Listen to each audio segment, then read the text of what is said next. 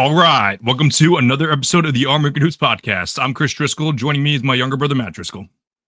AH, always a pleasure. I always look forward to Thursdays, 8 o'clock. A little later than 8 today, but that's no problem. So excited to be here. Now, Chris, I got a question. Okay. Would you consider me making dinner tonight, or would you say it was Mom making dinner? I guess you initiated. Yeah, then I went to the gym. I would give credit to her, though. And, we had ZD tonight. Hell of a job. I guess I'd give credit to her. What did I make on Monday? I don't even know what I made on Monday. Lasagna. The frozen lasagna. That's right. Yeah. Through the Costco lasagna hits like crack every single time. Yeah, so good. So yeah. Even though make is a very generous term, well, just throwing it in the oven. But Mads, this is episode 72. Oh, crap. I didn't look. Oh, I have one. Okay, who? OCU Minura. That's who I was thinking of too. Nice. And John's first year in Pop Warner. Was it really? Yeah, he got switched to line from wide receiver. He was pissed, but I know he was switched. Yeah, I know that part, but yeah, I don't know. Okay, interesting. Okay, you really can't think of any guys? How dare you? How dare I? You call yourself a Blazers fan, but meanwhile, Rayon Rupert, who's played 46 games for the Blazers this year, plays 6.9 minutes per game and averages 1 point something points per game. You don't know who that guy is? I picked him up in fantasy last season. I think that's the only reason why I know him. But I do know him. Okay. He wasn't 72 last year. He was some other weird number last year. I just had his basketball reference page up. Hang on, what is it? There we go. That's why. Yeah, he was 21 last year. Yeah. So wait, hang on. Or was it? No. He was 72 last year. He's 21 this year. Okay. So that's interesting. All right. Cool. All right. So we got what number was Vincent Poirier on the Celtics? Sexy pants. Was he 70? No, he wasn't 71. He was something else. Was he 77? It was something weird. Let's see. Vincent Poirier. He only played for 2 seasons. He was number 77 and number 17. So, cool. So we can he was 17. He was 17 with the Sixers in 2021. So cool. Yeah. All right. John will be joining us in just a couple of minutes. I want to consider this a jam-packed episode. We have a lot of fun things going on. We're looking forward to that. We'll be talking some Celtics shop, in addition to drafting the NBA players who are under the most pressure heading into the playoffs. That'll be fun. And then we're going to be diving into my predictions from the preseason, more specifically the over-unders. That's one thing I regret doing is not doing an over-unders episode like Simmons does. So yeah, that'll definitely be something that we do next season. Because like next week we will be having Celtics podcaster / reporter Sam LaFrance on the show. He's going to be great. So, and then I'm definitely I haven't talked to Matt about this yet, but yeah, I'm definitely going to be recording another episode at least, whether it be on a Wednesday or a Saturday. I'm not sure yet, but yeah, definitely going to be going over my awards. So I did my postseason, like I did it last year's picks with Ori B Ori B, and then we also did our preseason picks at the beginning of the year as well. So that maybe we'll invite him as well, but I have to see about that. So that's what to look forward to. Another thing is we're not sure if we're going to continue on with this Thursday night at 8 time, just because obviously the playoffs are going to be coming on. But we do love this 8 o'clock time because we're able to all of us able to come on. But we'll see what. It'll probably be very inconsistent, honestly. But we'll see. But yeah, that's besides the fact. Let's just focus on the show for this week. So Matt, the Celtics last night snapped their 6-game win streak to the Miami Heat, and I'd say probably the worst game that they've had this season, besides maybe the one game that they got smacked by the Pistons. I would say is probably the worst game of the season, given that there's a couple other really bad games. I don't even know. I'm not even going to count like the games where they choked. I'm talking about just the entire game where they just played awful. But at the end of the day, just like big, maybe there's like a couple mini concerns about certain players, but big picture, I don't care. They're locked into the 2 seed now.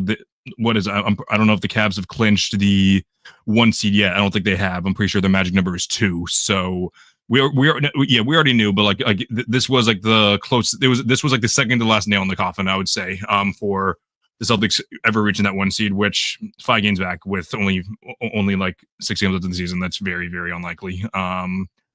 But for now, what are Matt? What are your thoughts on the situation? Yeah, I mean, obviously I think they've been playing their best ball of all season as of late. I mean, we were nervous about them getting to the 40-20 rule that we talk about all the time on this pod, the Phil Jackson 40-20 rule. And then we were like joking that they could get the 60-20 rule because that's how well they were playing. I know they won. Was it a 6-game win streak? Is that what you said? I think it was 6. Yeah, and last night, like Tatum had a terrible game. He shot 4-17. You're gonna run into those nights. I feel like the Heat always play the Celtics pretty well. Eric Spoelstra always has a good game plan against us. There's still a rivalry there, so everyone's gonna get up to play each other. And the Heat totally outperformed the Celtics last night. I'm not obviously no concern really. Like you were saying, Chris, they're locked into the 2 seed, and even when like the 2 seed wasn't like it's still not official, but even when it was like you're probably going to be the 2 seed, like 75%. They were still playing super hard, which is awesome to see because everyone talks about like, oh, they'll just figure it out in the playoffs when a team is skidding. Like the Grizzlies right now, oh, they could figure it out in the playoffs. In 2023, I was saying that with the Celtics. I mean, they were struggling. The Hawks series went 6 games when it should have went 5. The Sixers, they beat them in 7 the next round, but they didn't really play that well, and then they lost to the 8 seed in the Heat. They were not playing good basketball for quite some time there, and we were just like, oh, they'll figure it out in the playoffs. Yep. Teams can't just really flip it on. And I think that's why the 40-20 rule is so important. You got to have like sustained success all year. You can't really pick and choose. You can pick and choose your nights, but over time, it's got to be playing great basketball, especially during the dog days of the NBA season. I mean, it's wrapping up now, but yeah, I mean, they lost last night, but I love the way they're playing.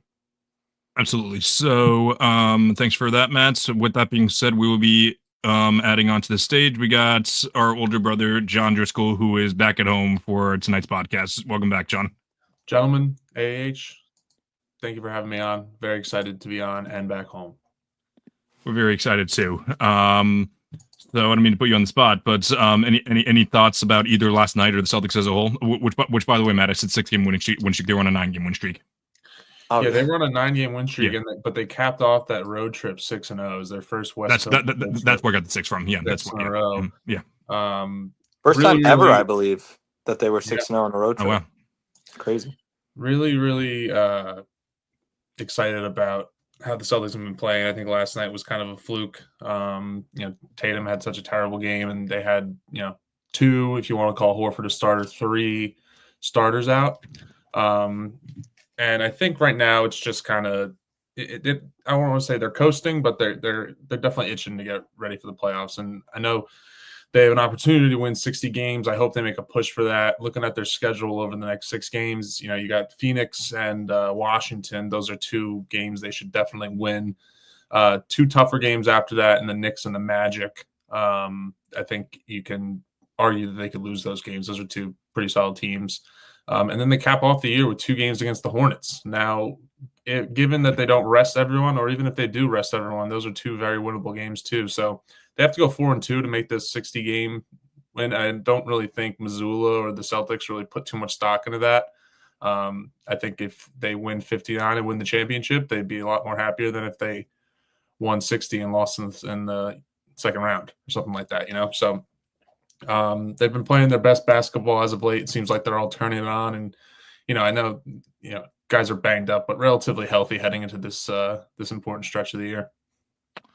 I think that Jaylen Brown was the biggest, and I didn't watch a minute of the game. Like I was box score watching. I was out last night. So, people were complaining a lot about Jaylen Brown but like, I feel like he was the only one that was like I feel like looking at the box score, I feel like he was the only one out of positive plate. So I don't know if you guys looked at the highlights or anything, but, he was hurt too. Yeah. So like, I think that's one of the bigger concerns about this is, some are saying that Jaylen Brown's trying to reach the 65-game threshold, which I think is silly because I don't think he's gonna get there. Maybe he'll get to 65 games, which I don't think he should, but I also don't think he's gonna be out. I don't think the past few weeks he's been good enough to be third team All NBA. To be third team All NBA. Like last year was his best season, and that still wasn't good enough. So maybe if the Celtics did like the historical thing and climbed up to the first seed and finished up red hot, maybe they would have. But I just don't see a world where that happens, and I hope that's not why he's playing. He's forcing himself to play. But I'm just hoping that this doesn't turn into a long term thing with him. Yeah, I mean, he said it in the post game interview, right? That his knee isn't 100% and that he's still banged up. I mean, maybe he is trying to get to the 65, but I don't know. I really hope he rests before the playoffs. I sure hope so too. And I hinted at this last night in the group chat, but I'm gonna bring it up again. I'm gonna pull some stats which I know can be misleading sometimes, but they're gonna be about Jason Tatum's three ball, because I know people are saying the sky's falling, it's the end of the world, but like I'm just gonna read out the stats, which are they're just concerning, I would say. So October he shot 37.7 from three, November 37.9, December 35.4, January 31.3, February he was awesome 36.8, March back down to 31.3, and then only one game in April 22.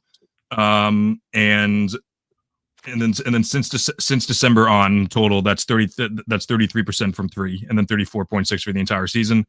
Past 10 games, it's been past 9 games, I should say, that's 30.9, 41.7, 14.3, 30, 14.3, 55.6, 22.2, 18.2, which is 31.6 in the last 9 games. Are we at all concerned? Like, I'm not like my level on the panic button is 0, but like concern level, are we at all concerned about Jason Tatum's jump shot from 3? I should say. No. I like you said, panic level is 0, but I do think it's definitely something to note.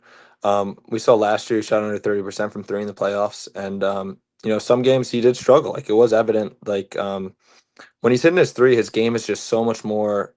Like, he could attack you in so many ways. So yeah, definitely something to note. I wouldn't say concerning yet, but I would like to see him definitely shoot at a higher clip in the playoffs. I think what you're seeing is just the ebbs and flows of a volume shooter. He's going to take a lot of threes a night, and at the end of the day, I mean, his percentage is down a couple bits from last season, but at the end of the day, I trust him to take and make these shots, even though maybe it's one of those things where you get all the misses out before the playoffs start. But like I said, ebbs and flows of a volume shooter. And I think that, last year was a little unfortunate that it seemed like he went through a couple, down times with his shooting in the playoffs. You got to hope that it's, he's on more than he's off come playoff time. Yeah, if there's anything that Tatum has done, it's that he's shown that he's able to produce at an elite level without his 3-point shots. I've said from the beginning that the Celtics are going to have to play better this year than last year if they want to win the finals. Obviously, it's much more competition and everything going on there. Obviously, against the Cavs, the Cavs are a better team than anyone they faced in the East last year, and also obviously if they run into the Thunder, they're easily the best defensive team that they would be facing. So while yes, so like I would say like the not silver lining, like the one positive, the one thing you could like be optimistic about is that we have seen Jason Tatum produce at an elite level, while also like maybe not elite, but like he was still very good last year in the playoffs. I wouldn't say elite. He was very good last year in the playoffs with him shooting poorly from 3. I'm trying to pull one thing from Tatum here, just because I want to compare him to the rest of the league. When you're pulling that up, go ahead. Yeah. Tatum is shooting. My computer stinks right now, but Tatum is taking 10 threes a game in his last 10 games, and he's shooting 30.1%. He's still averaging 27.2, 8.1, and 7 assists. Yeah, I think that's the biggest thing. We always talk about how much of a jump his playmaking has gone, how big of a jump it's year over year. And this year, I mean, he's been playmaking the best. I feel like when he's making his 3, is when he is playmaking the best as well.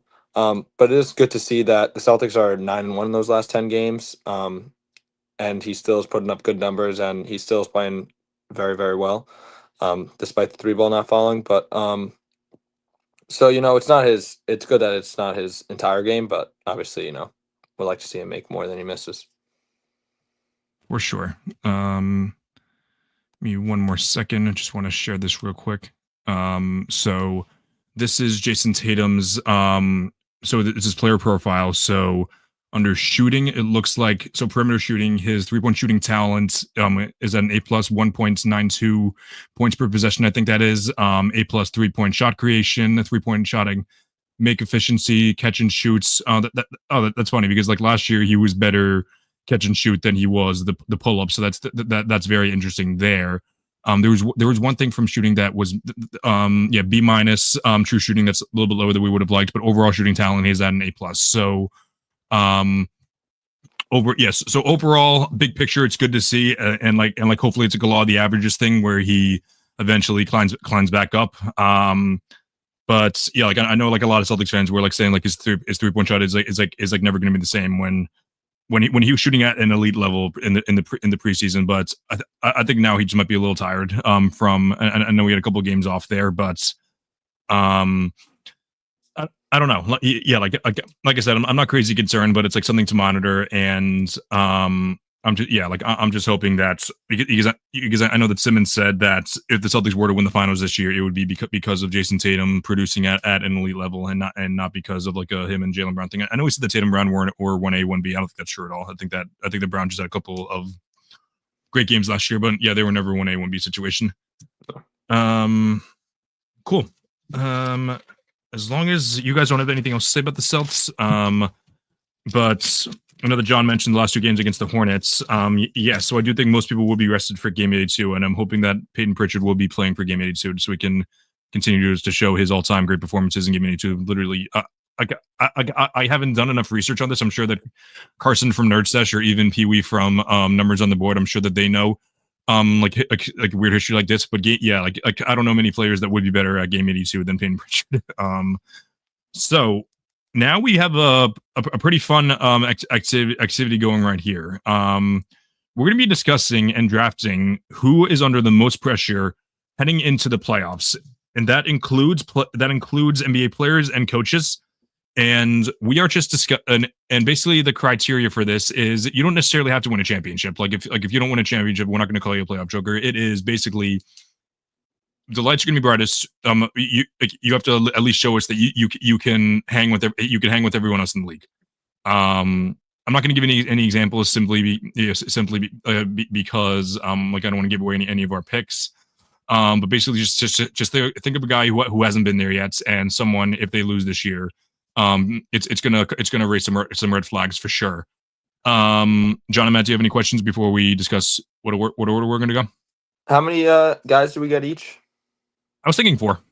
Okay. Unless we want, I was thinking 4. I was thinking that if we wanted to go more, we could, but like I feel like after that we could go on with mentions. Yeah, that works. Cool.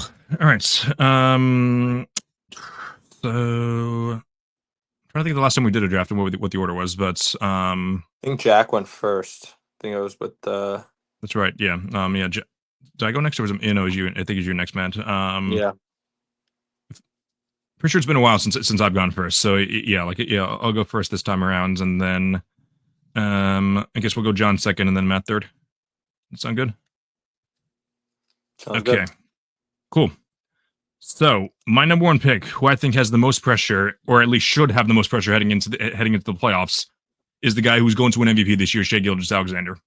I'm someone who, in the years past, has been extremely critical of Shai. I'm someone who has underestimated his abilities. My critiques for him have been valid. I think it's just the fact that people call him like this elite player, and then like there were just years that up until last year they weren't making the playoffs. I think was valid, but however.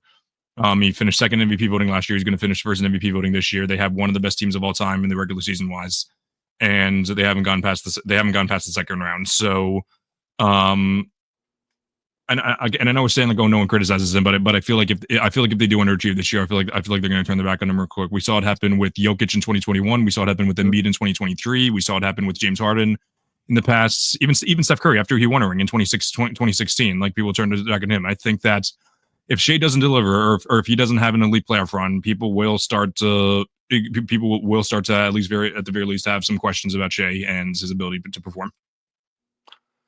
I agree. I think John, you're next.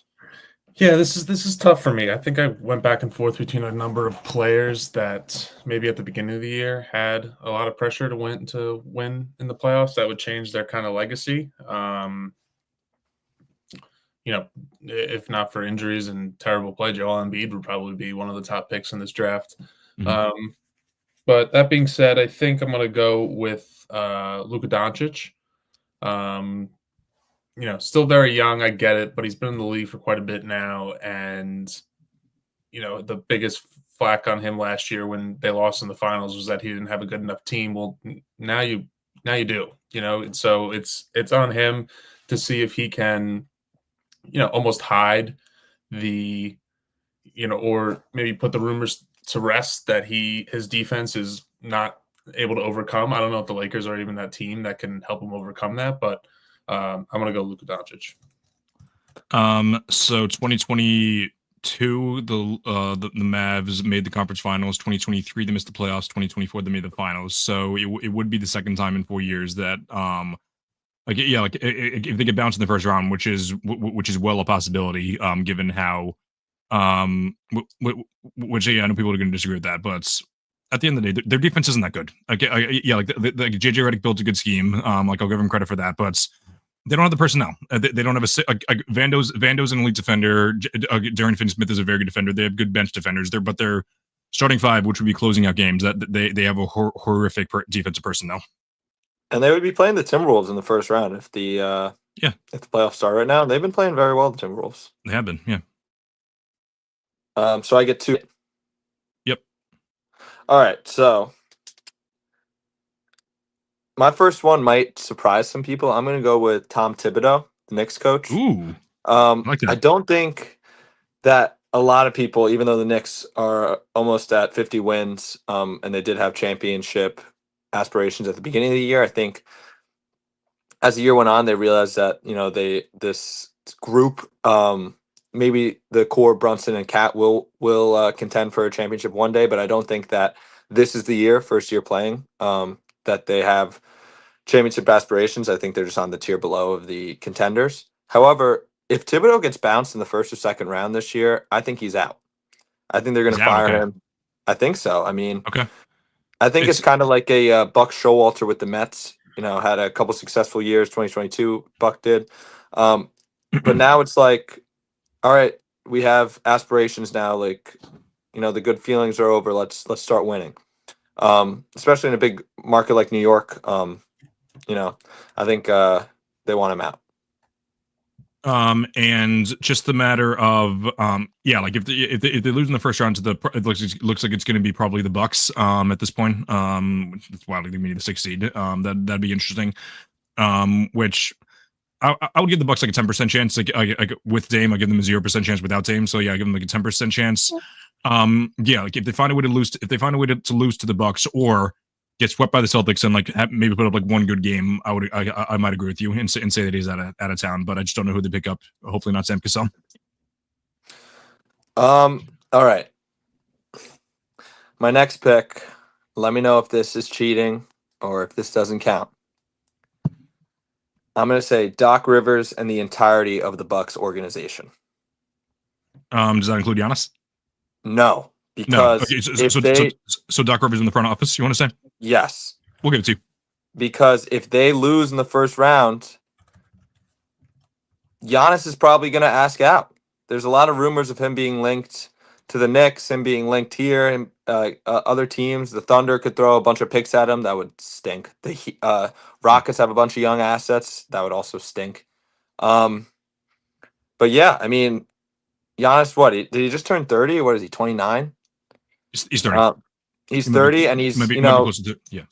He's quietly putting up historic numbers again. I mean, he's banged up now, but if they lose in the first round, I think he's out.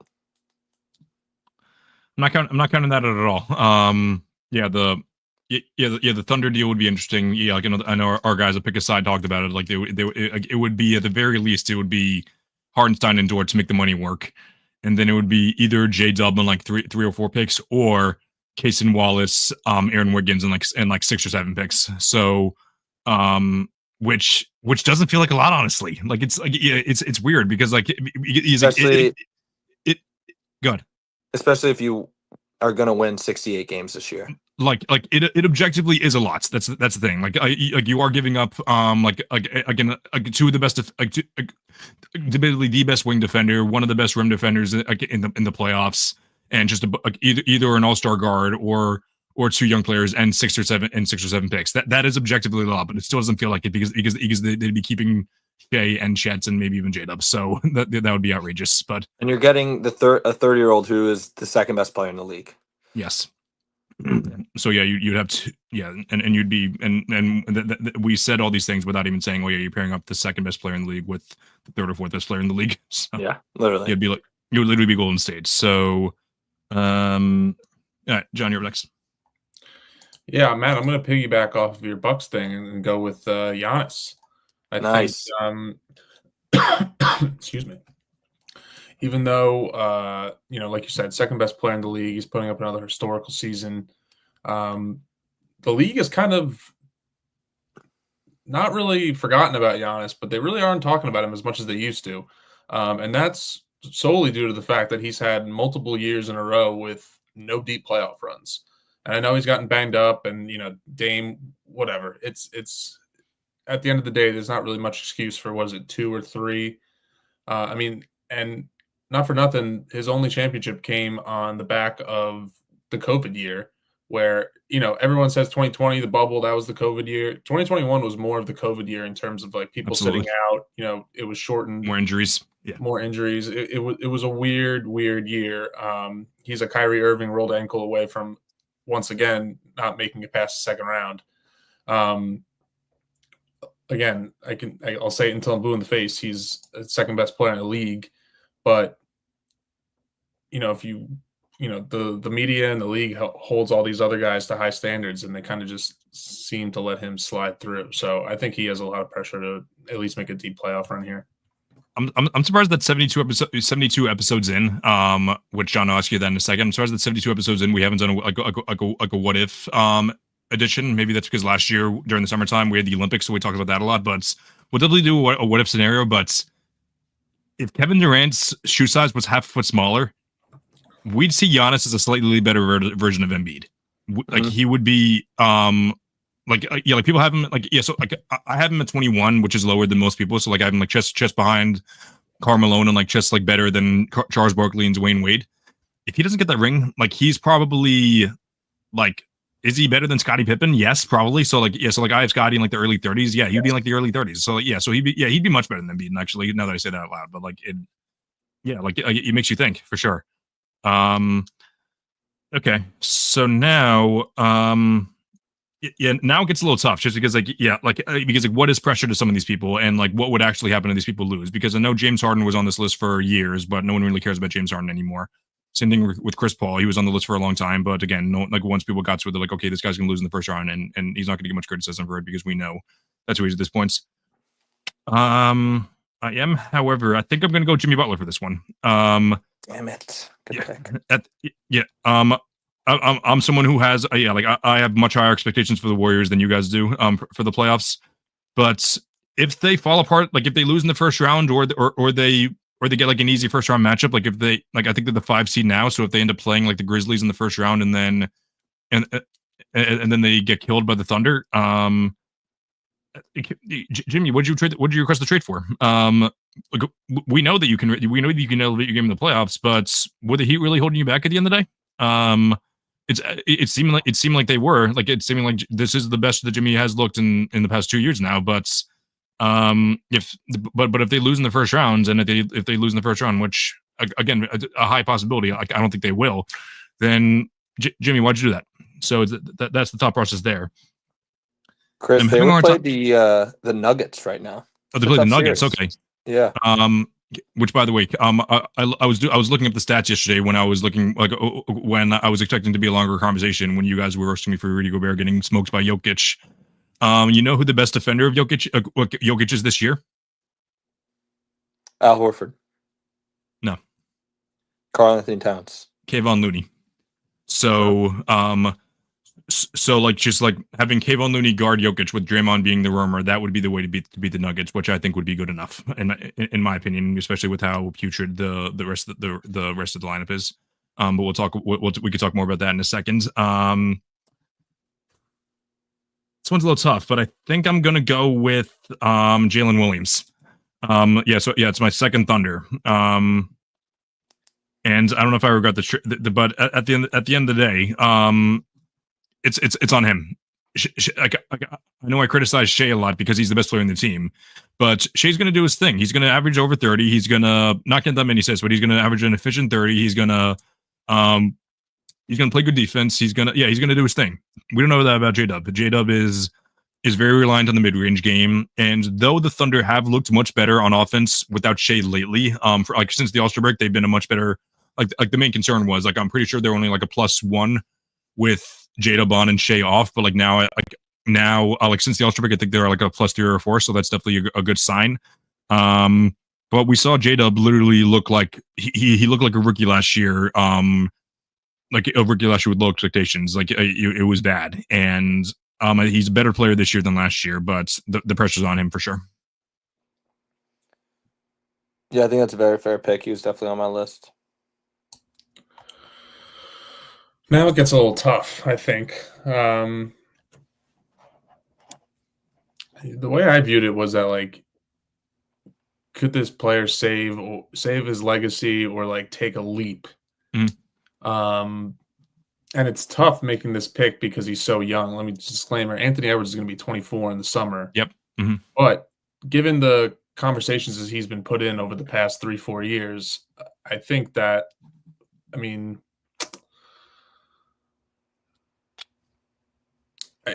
granted, had a good, had a pretty deep playoff run last year. Lots of shakeups in the offseason. He did not have a good Western Conference Finals, if I remember correctly, right? No.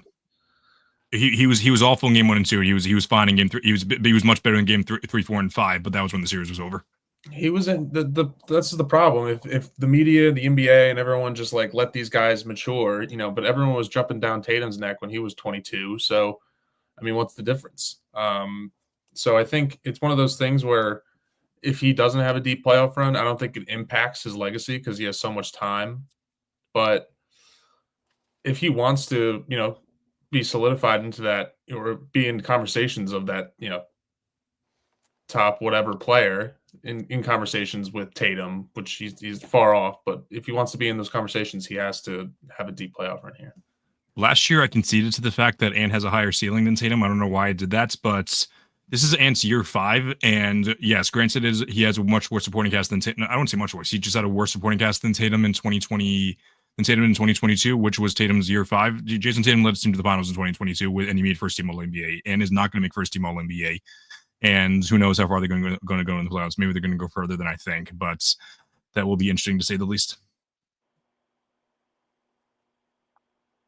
So I'm up now? Yeah. Oh, sorry. All right, so I got 2 picks here. Like you said, Chris, I had James Harden in my honorable mention. Like, I think we know who James Harden is, so yeah. I don't think I'm gonna select him. I am gonna go with JJ Redick. And if JJ Redick was coaching, I think, let's say like 25 other teams, he wouldn't be on my list. But because he's coaching such a big market in probably the biggest market in basketball, there's a ton of pressure on him. I just looked up the coaches for the Lakers. The last coach to coach more than 3 seasons for the Lakers was Phil Jackson in 2005 to 2011. Luke Walton was the coach from 2016-2019. He was horrible. That was in the rebuilding years. But LA, especially with LeBron on the roster, you have a couple of mess ups in the playoffs. You had a couple of short playoff runs. You're ass in the jackpot. You're out of there. So JJ Redick's my first pick. Frank Vogel was a great coach, by the way. I think he was screwed over by them, and then I also think he was screwed over by the Suns last year. Which, by the way, KD, Frank Vogel coached 3 years. I meant over 3 years. You said more than 3 years. Yeah. I know what you meant. Which, by the way, KD is worse than LeBron with that stuff, but no one talks about that. He really is. Like, I love KD, but it's just like Yeah. Bill Simmons was talking about it the other day. This is like the fourth year ever since leaving the Warriors. It's been like KD's Yep. team's unhappy. Mhm.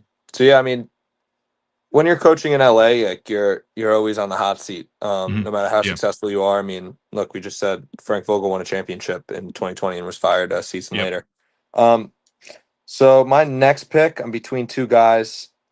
I'm going to go with the older one, Donovan Mitchell. Mm. He's had a couple of elite playoff series, but he hasn't really had a deep run. What year did he make the Western Conference Finals, Chris? To make the Western Conference Finals. 20. Oh, just the second year, just the second round was his. Yeah, 2021 was the closest one where they lost the Clippers in 6 games. That was after Kawhi got injured. And that was the game that Terrence Mann went off on them. They lost to the Clippers in 2021. They lost to because they beat the Thunder in 2018, which was Mitchell's rookie year. Then they lost to the Warriors, obviously. 2020 they blew the 3-1 lead against the Nuggets. I'm not sure about 2019, 2022. Yeah, 20 was he on the Cavs in 2022? No, 2022 they lost to the Mavs in the first round. So yeah, the furthest was the second round. I think the closest was when they played the Clippers. They had 60 something wins that year, or not 60 was, I don't know, but yeah. Yeah, and Mitchell I'm looking up his age now. He's 28 years old. He's gonna turn 29 in September. This is the year to make a deep run. This is the year, Yep. I feel like everyone, the Cavs are having a historic year, but I feel like everyone's still saying the Celtics are the favorite, which, in all fairness is very fair. Once you have the championship belt, it's yours to lose. But they're 61-15. They only lost 15 games this year. You have a great coach, a great bench, great defense around you, great supporting cast. This is the year to do it. And I feel like if he has another stinker of a series in the first or second round and he doesn't make it to the Eastern Conference Finals, especially this year, the East is pretty weak. Yep. There's going to be a lot of negative Donovan Mitchell propaganda all around. He was great last year in the playoffs before he got injured, but the 2 years before that it was very stinky. What was it? He got Against the Knicks. He lost the Knicks in 2023, and then he got 2022. He lost to Luka, and even Luka wasn't even playing the first game. He lost to Brunson too. So yeah. Which you guys know my take on that debate, and I think that Mitchell has been much better this year. But yeah, that'll be a discussion for sure this playoffs. Yeah, I mean they might the Knicks are pretty locked into the 3 seed. I was gonna say they might run into each other in the second round, but probably not. Yeah. So with my last pick, this is gonna be an interesting one, and maybe you guys might not agree, but I'm gonna go with Nikola Jokic. Ooh. And I just think I don't mind that that at all. is because when you are the hands down best player in the NBA, I think that there always should come with some kind of pressure or stress to continue to hold that title up. And I think with him, racking up all these MVPs, he won 2 years ago. I think that's when sometimes the league and the media can kind of take a step back after a second round exit and be like, okay, let's give him at least next year because he kind of earned that credit. He's got to defend that best player in the league title with a deep playoff run, in my opinion.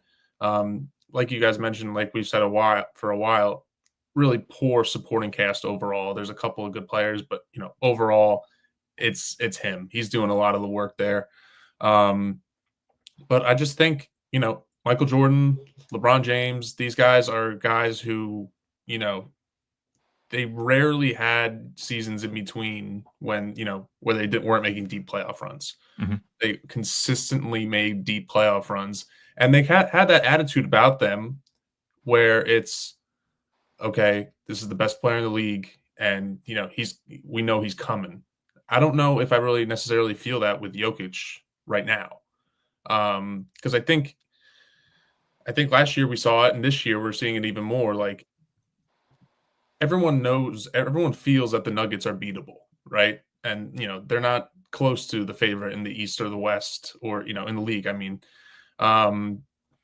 so I just think that it's something that it's not necessarily saying like, oh, his reputation's tarnished if he is a first round exit. I don't think that's that's true.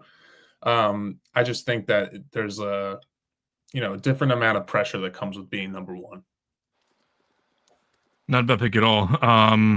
Yeah, it's funny. Yeah, last year I would actually consider I feel like most people had the Nuggets as the overwhelming favorites to come out of the West. Because they won the year before, and no one, and like the two other teams that were competing with them the most, which were the Thunder and the Wolves, they didn't have much experience, so they just figured the Nuggets would beat up on the both of them. But obviously the Wolves were just an awful matchup for them. And then they get rid of KCP and someone else, and they're just a much worse team.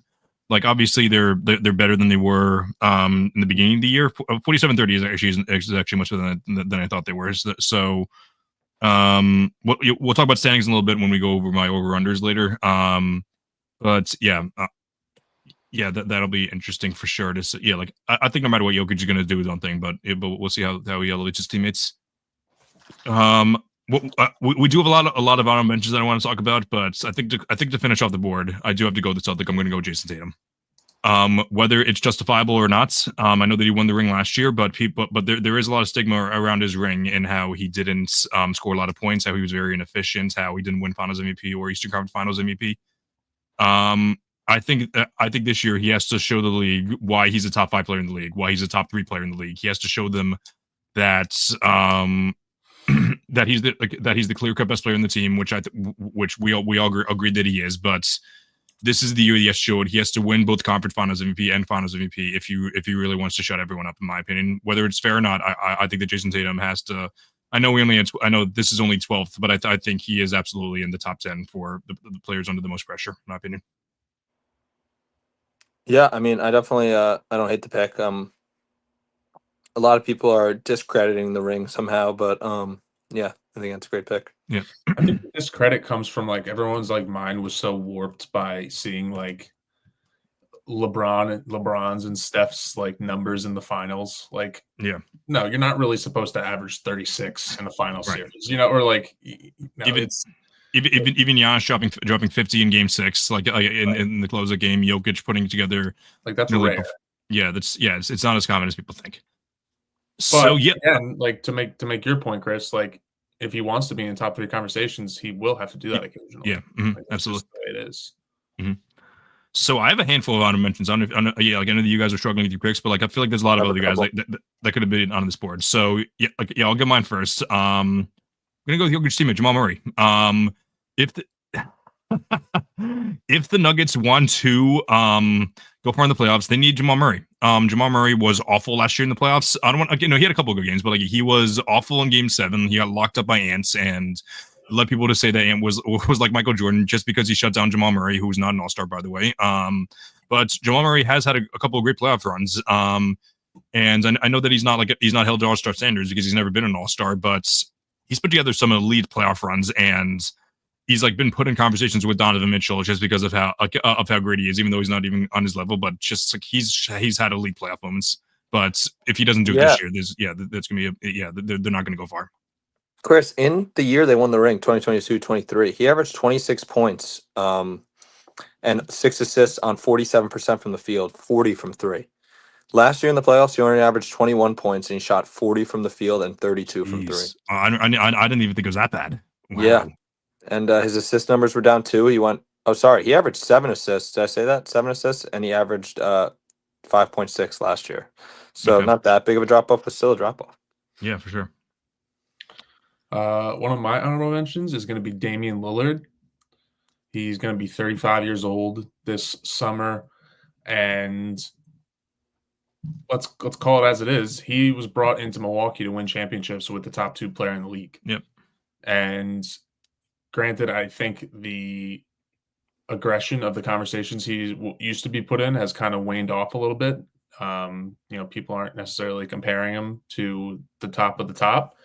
But this honestly could have been one of my picks, because if you're touted as playoff Dame,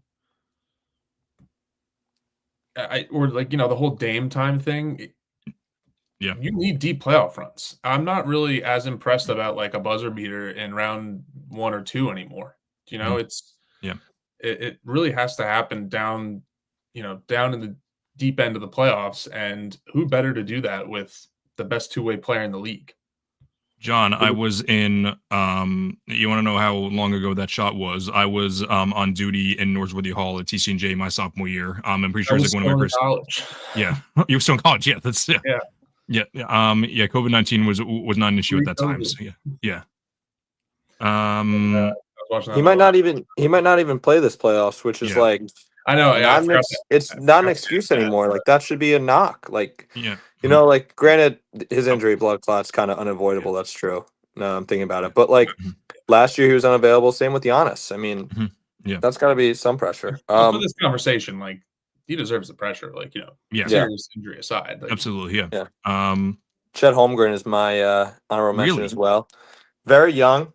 Yeah. Very, very young, but he's on a team that might win 68 games this year. And last year, a reason that they lost to the Mavs was because he couldn't really bang with the big guys down low. Right. And granted, they got Hartenstein now, but health is always a concern with him. And is he going to be able, to perform against like the Yeah. bigger big men? And the West is Mhm. kind of huge. Yeah. A lot of the best players are like massive, Yep. massive dudes. Mhm. So Yeah. I mean, we'll see. That's why I didn't yeah. say him, but just because he was so Yeah. young. But Yeah. Guys, not young anymore is John Morant.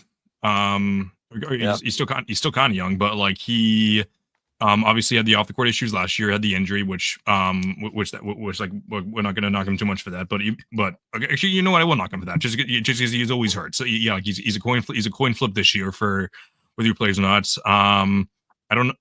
I think that he's a big reason to blame for why his head coach got fired. And I talked. He was my Taylor Jenkins was my pick to win Coach of the Year. I don't.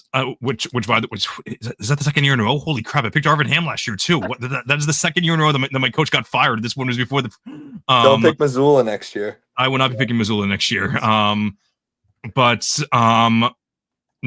it's just that. Yeah, it's just that. Yeah, enough is enough, job. You got to deliver. Yeah, in this spot for sure. And I don't think they will because the Grizzlies are not that good of a basketball team outside of JJJ, who I'm a huge fan of, by the way. Do you think Kawhi's under any pressure? No, everyone thinks he's going to get injured. Yeah, I think that's like the pressure is like. It is kind of pressure actually, because like at the end of the day, dude, we just give you this fat contract. We traded away Shea for you to bring in Paul George and a million picks. And I don't know if their pick is they're going to the Thunder this year or not, or like there was like something regarding that at first. I don't know if that's the case anymore. But dude, we did so much for you, and the first year here you blow a 3-1 lead, and then since then you haven't finished the season with us.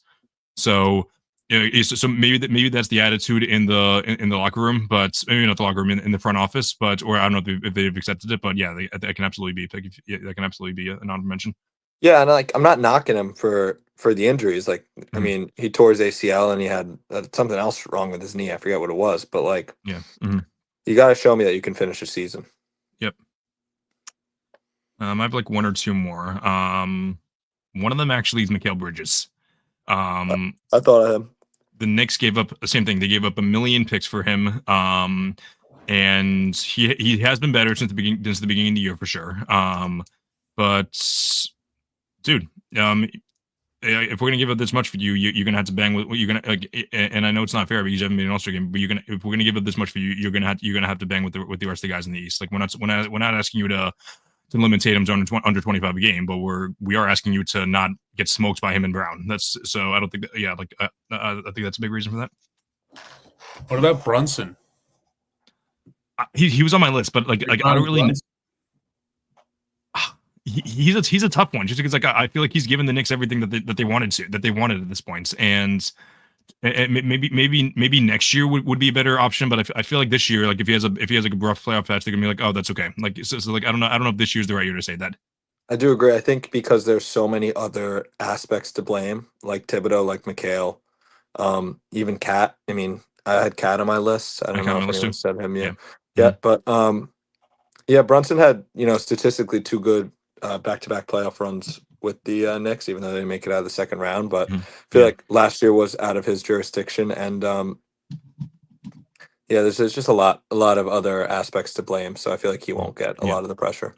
If Yeah, LeBron wins a championship this year, is he the greatest of all time?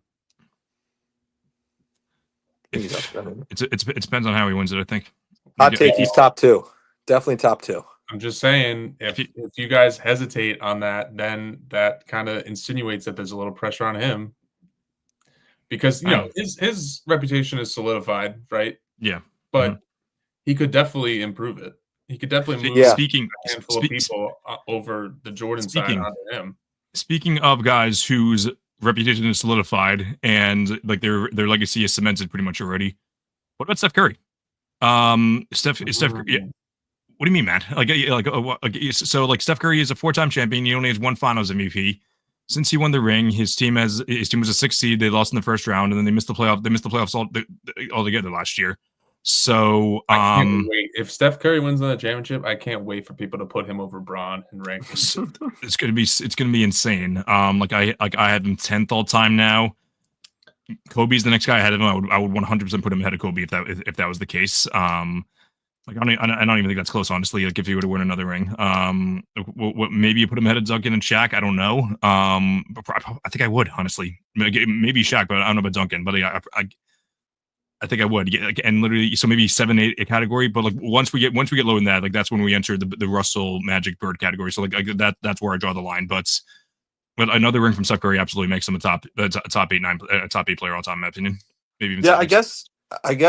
Like I'm hesitant to say like Bron and Curry because if they lose in the first round and even if they have like a bad series, nobody's going to take anything away from them. So I don't think that's pressure, but I do get what you guys are saying that's more so their legacy could be. That's more so if we did like a draft of like who has the most to gain. I would say so.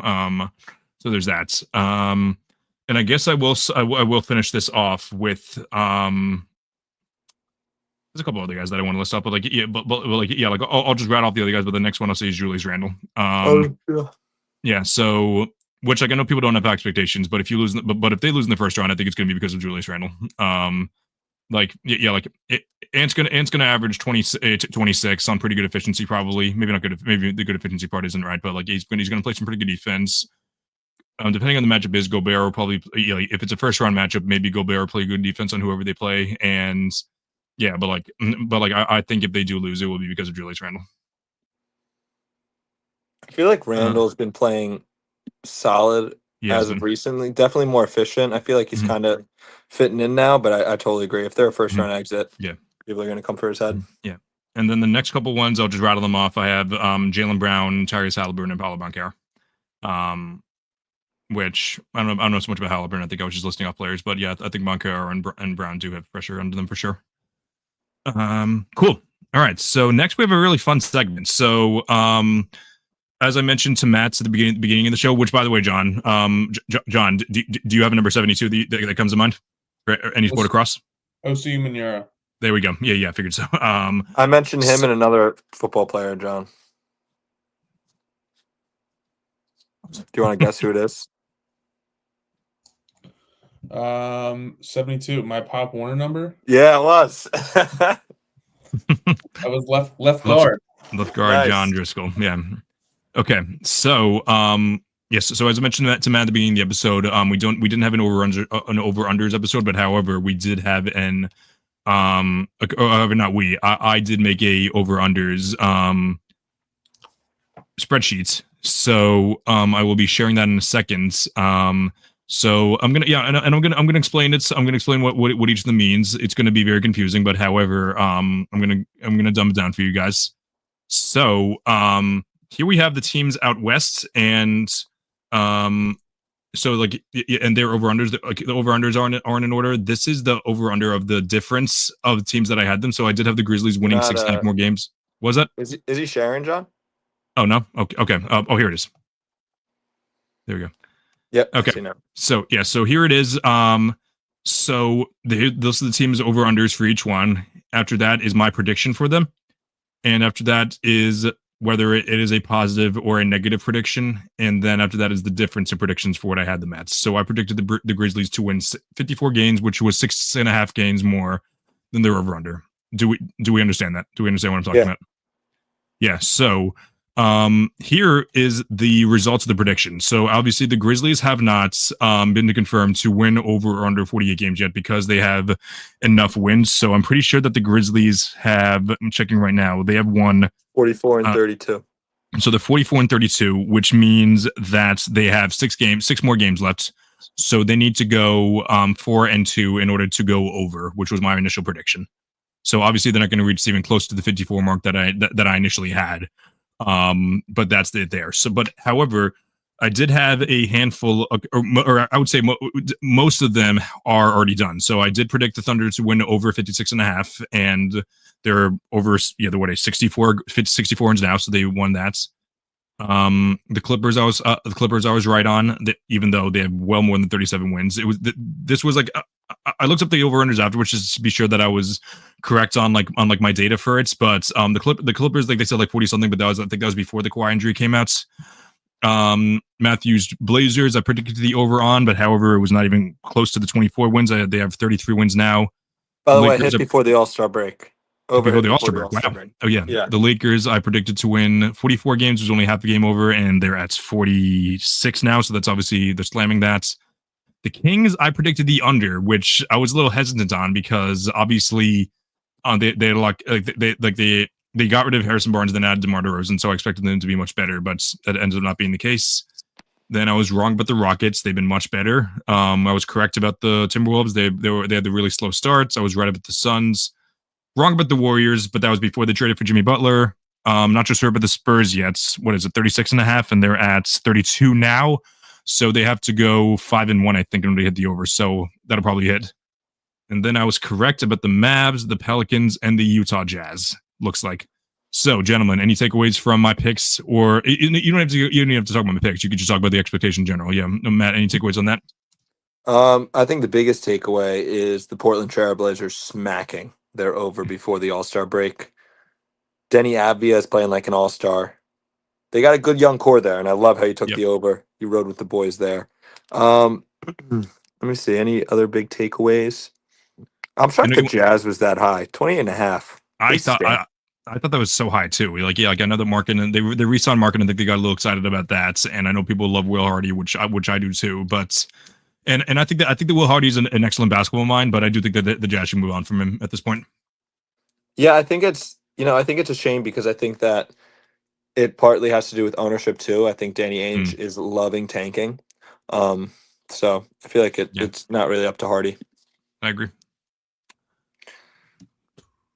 Okay, cool. So the Spurs are probably going to hit the under. The Nuggets, what are the Nuggets at now? They're 47 and 30. What did that to go? 4-1? 4-1 is it? Yeah, 4-1 that to go. So that'll probably be that'll probably be wrong there, and the Grizzlies will probably be wrong on as well. I'm going to say so. Like I'll go over my standings in a second, or not standings. I'll go over my results and how many right I have and how many wrong. But now we'll go to the East. Detroit Pistons, of course, I had them winning 7.5 more games, and they won well more than 7.5 more games. They are currently at 42 wins, which is nearly double the amounts, nearly double the amount of wins in the over/under. So I was right about them. I did pick the Hornets to win 5.5 more games. I love the addition of Charles Lee, and thought a healthy season of LaMelo would do it. And I also expected Brandon Miller to develop, and only two of those three things end up being big wrong. I do think that Charles Lee has been better than people will say because of how many losses they have, but I do think he's been pretty good. The Milwaukee Bucks, I was obviously wrong on them. What are they currently at? 41 wins. I expected them to have 53, over 50.5. Ended up being big wrong. The Raptors, what are they, 29.5, and they're at 28 right now. And I predicted predict the under? No, I predicted the over. So, can they go 2 and 4? Hopefully, but they're trying to lose, so maybe not. Celtics 58.5. I predicted the over for that. So they need to go 3-3, which I'm fully expecting them to go 3-3. Cavs, obviously the over. I was only by 1.5 though. That I predicted. The Magic got injured and everything else fell apart, so that was wrong. The Pacers, I think I marked that as wrong just because they didn't hit anything yet. But what I predict What I predict the under for them? Oh yeah, I predicted the under, and they are at 45 wins now. So yeah, they're going to hit the over probably. Heats are likely going to hit the over as well, I think. Oh no, they're going to hit the under. Oh cool. Yeah, so I was right about that, but I'll update that in a second. The Nets were much better than people expected, and the Knicks, Sixers, I bet the under on, and the Bulls, I predicted the over on. I predicted the under. They hit the over. So, any takeaways for the East? My biggest takeaway is that you're using Google Sheets in 2025 and not Microsoft Excel. Okay. The spreadsheet is a travesty, Chris. Okay. Please send me this or let me teach you pivot tables. Do you actually want me to share it with you? Yeah, sure. Okay, sure. Yeah, I can. John, you know what your first move is going to be when you get this? What? File, to Excel.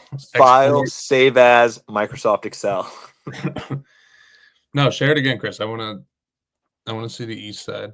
I was, I just don't want, not that it matters, but yeah, I just want to make your email private. That was it. Oh, thanks. You could just me to zoom in if you want, but or actually probably not. Yeah, you were good. So. Yeah.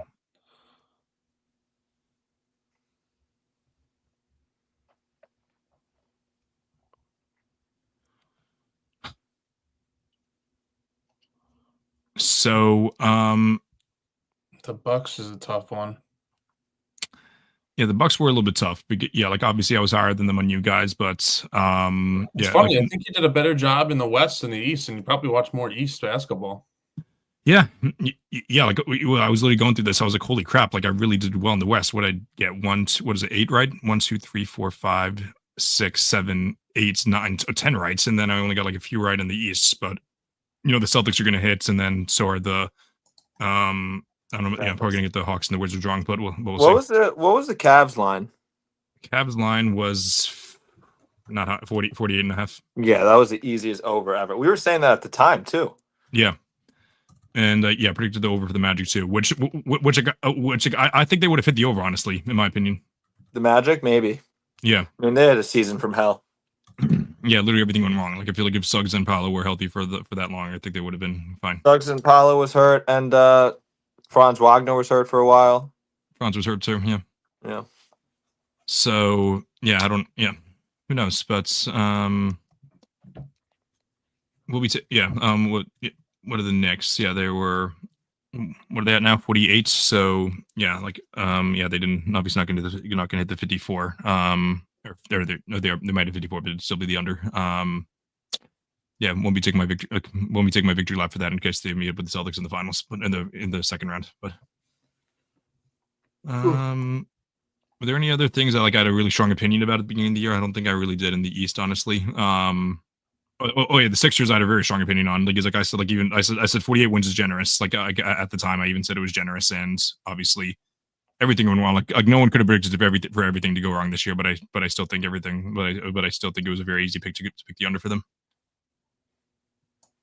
It's a high line. They had a higher line than the Cavs. They did. Jesus. Well, you know what? Like yeah, like it was like the same people who had Joel Embiid top 5 beginning of the year. Like they were just like, oh yeah, it's obviously this is which can happen. No, it's not. It's the same thing happens every single year with this guy. I love numbers on the board, but D Mills had the Sixers as the favorite in the East. Did he really? Coming out of the East, yeah. Oh, I didn't know that. Yeah. So D Mills. Yeah, like I know. I'm on the pod and we can discuss emails. I know that it was Sunday morning, Sunday morning at 1 a.m. when I messaged you, but however, my grammar was all correct, and you still welcome on the pod. That wasn't just a text from the bar. That was an actual legit invite. Just want you to know that.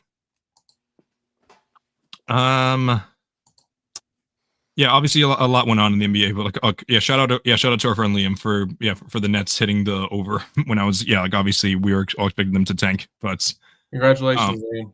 Yeah, so yeah, I don't think he's very happy about that. But so as of now, yeah, like I didn't edit anything, but 1, 2, 3, 4, 5, 6, 7, 8, 9, 10, 11, 12, 13. 14. So 14 right as of now, and there's gonna be a couple more that hit. So I'm expecting like 17, 18 to be right, and then like about 12 to be wrong. It's pretty good. I thought so. Yeah, like like I didn't check beforehand to see the other ones, but like it's usually around like 16. It's usually around like 14, in between like 14 and 17. So yeah, this might be my best year yet with over unders as far as it goes. But however, we're not gonna dive deep into this one. But however, on the, believe it or not, I do have another side of the spreadsheet to where I Giannis has 18 assists right now. Does he really? Wow. 30, 15, 15. Yeah, so I usually also enter the wins for what happens, and that I'll stop sharing now. But I usually edit the wins for what happened, and then I'll go over which I was most right about and which I was most wrong about. Like I was obviously the most wrong about probably I don't even know, like wins wise, probably maybe the Cavs, because I only had them winning like 1 or 2 more games, so it's obviously like a 10-12 game difference. Maybe the Magic 2, I had them like 50 something wins. Maybe the Rockets 2, I had them like under 500. But yeah, that'll be interesting to say the least. Oh yeah, Golden State too. But. All right. Any other takeaways on the situation? Yeah. Like Matt, I know you had to take on the Suns, like we were talking about. Yeah, I had a text to known primetime sports writer and friend of the pod, Drew Fitzpatrick. We were talking about our over unders. We did like the Blazers over, so I'll take a victory lap on that. But we also were like, I think the Suns over is gonna do well. I think what was the line for that, Chris? Low 40s. Obviously, Mike Budenhauser, new coach, and I thought they would try in the regular season, but they do not try, and they stink. They are a bad team. What are the Suns going to do? I think they have 2 options, and option A is significantly less likely than option B. Option A is Shabu, whoever it is, and whoever they hire as the head coach, and Kevin Durant and Devin Booker, they all bring Bradley Beal in for a meeting. They say, "Hey, listen, dude, we appreciate everything you've done for the organization. You've been very professional. There really hasn't been much like even though there, like it's kind of been like, I know vibes have been down, but like you've been very professional for the clubhouse, and we really appreciate what you've done. But however, we're not sure if we're on the same page for how the organization should go. So we would if you could give us like a list of 5 or 6 teams that you'd like to play for. And if you we'll try our best to get you traded to one of those teams. But if not, if you could waive your trade clause regardless, that would be great. And we'll also throw a couple of first round picks in there too. So your new team would have other assets. They wouldn't have to totally gut their team. And see what happens there. Is there any world in hell where that happens? No, there's not, right? So like Bradley Beal has come out many times and talked about how he loves his no trade clause. I know, but so he has said that, but like I don't know, like maybe if they try to trade him to maybe the Hawks, maybe the Bucks, maybe the like I'm thinking of a team with who has like a guy with the big contracts, but yeah, like if that happens to where teams hang up the phone and say like, no, screw you, we don't want Bradley Beal, we're not going to give up any of our resources for that. That's when I think that's when you say, all right, KD, Booker, where do you guys want to go? Because like this team has no clear direction with Bradley on the team, so might as well trade Booker. Yeah, I think you honestly might get more for Booker than you would for KD at this point. Yeah, so you trade those guys, get a boatload of picks back, and just ride out Bradley Beal's contract for the rest of the way. But and then obviously I'm sure the owner would be happy with getting under the luxury tax for that one while paying Bradley Beal $60 million a year. So yeah, my laptop. That's why you lost me for a little bit there. That's what I figured it was. So cool. But next week, we will be having on. I always forget the guy's first name. We will be having on Sam. Yeah. I think it may have said Matt, but yeah, it's Sam LaFrance of the How About Some Celtics podcast. We're very excited to have him on. And then sometime either before or after that, we're going to have a separate pod. We're going to talk, or I'm going to have a separate pod. Yeah. You guys are more than welcome to come on. We're going to be talking about NBA awards and just everything regarding that. And I'm sure we'll also have another separate episode dedicated to just predicting predicting each playoff series for sure. Which obviously we're like a little more than a week left in the regular season. So obviously the most wonderful time of the year is coming. We're very excited for that. by the way, college basketball fans, screw you guys. The NBA clears college basketball. This, I don't know if it's just nostalgia from us, like from like watching cool college basketball games, or if it's just so much worse. I don't know, honestly. Like yes, I do think that like it maybe has gotten worse to do the NIL, but like this is bad.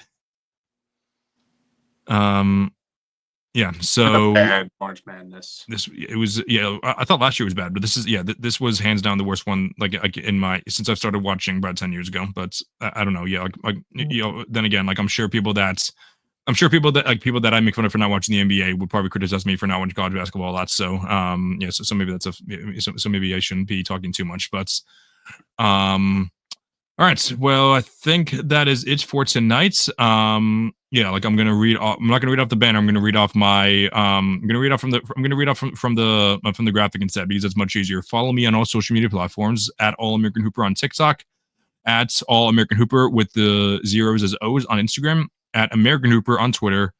Check out my column on primetimesportstalk.com. I'm going to be releasing much more articles now that's now that we're at the big time of year. And catch me on NBA Max on Sunday nights via this channel with Tony, with the producer of the show, Sports Fluence, with our guy Ori B, and with Jalen Carter. Got the same thing going on. Just talking a lot of shop there. It is pretty late Sunday nights at 10. So we definitely encourage you, if you have a job to get to on Monday morning, definitely encourage you to watch the post watch it not live rather than live. This has been another episode of the All American Hoops podcast. Hope everyone has a great night, and until then, keep grinding and stay hooping. Have a great night.